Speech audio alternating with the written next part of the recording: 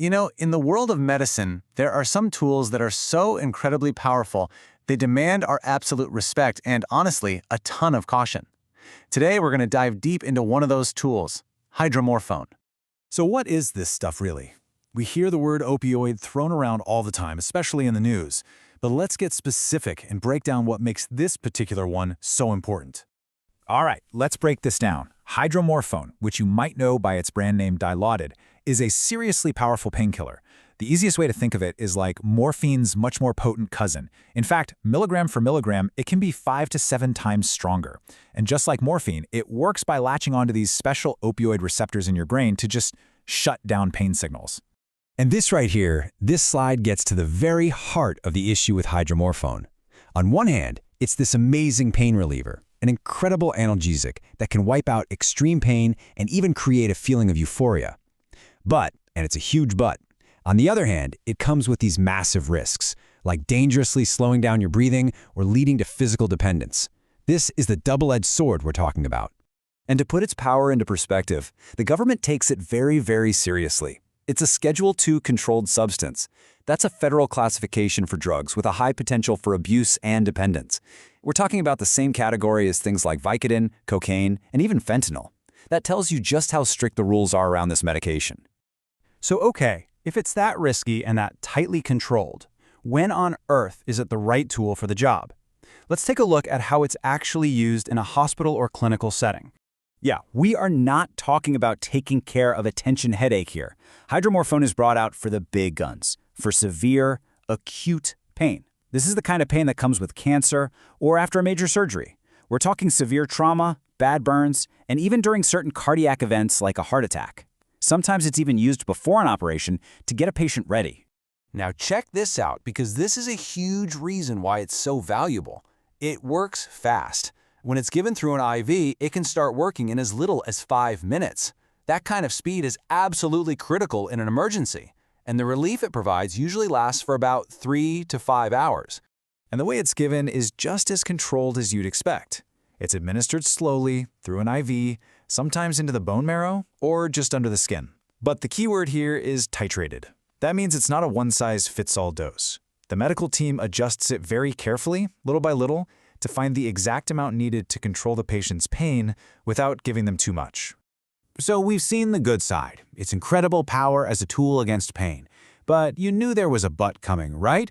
We have to flip that coin over and look at the other side, the really significant risks and adverse reactions. Okay, so first off, there are some people who should never, under any circumstances, be given this drug. The biggest red flag is breathing. If someone has severe asthma, or their breathing is already dangerously slow, a condition called respiratory depression, giving them a drug that slows breathing even more can be fatal.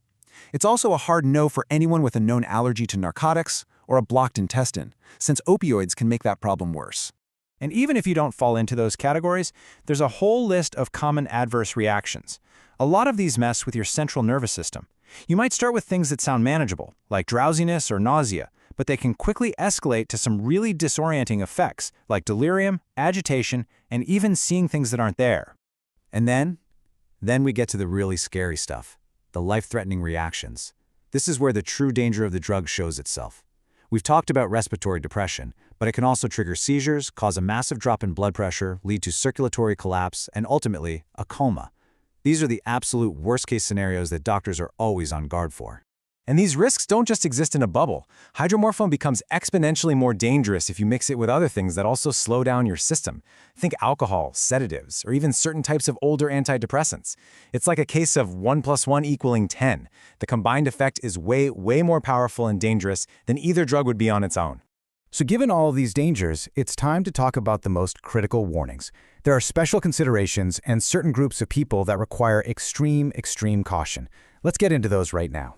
This is it. This is the single most important warning, and it's worth repeating, because it doesn't just relieve pain, it can also cause euphoria. And that combination means the potential for abuse and psychological dependence is just incredibly high. Wow.